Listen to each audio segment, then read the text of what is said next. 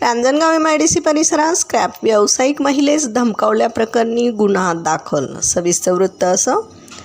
दिनांक 20 मार्च रोजी रांजणगाव MIDCमधील जाबिल कंपनी ते परिटवाडी रोड इलेक्ट्रॉनिक्स कंपनीजवळ स्क्रॅपचा टेम्पो अडवून या हद्दीत काम करायचे नाही अशी धमकी फिर्यादी योगिनी सांबारे राहणार निमगाव भोगी या स्क्रॅप दुकानदार महिलेला देण्यात आली.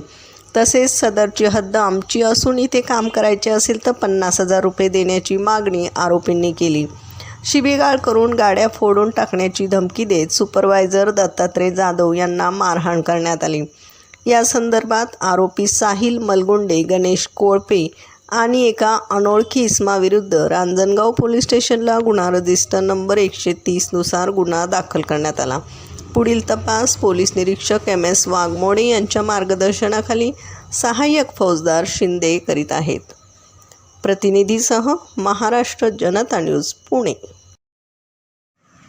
महाराष्ट्राचा बुलंद आवाज. क्षणोक्षणी अपडेट, सत्याचा निर्भीड शोध. राजकारण असो वा समाजकारण, शेती असो वा सामान्य माणसाचे प्रश्न, वा असो क्राईम रिपोर्ट, प्रत्येक बातमीचा अचूक वेध. ताज्या बातम्या आपल्यासाठी. पाहत रहा महाराष्ट्र जनता न्यूज. महाराष्ट्र जनता न्यूज नंबर 1 चॅनल. आजच लाईक, शेअर आणि सबस्क्राईब करा.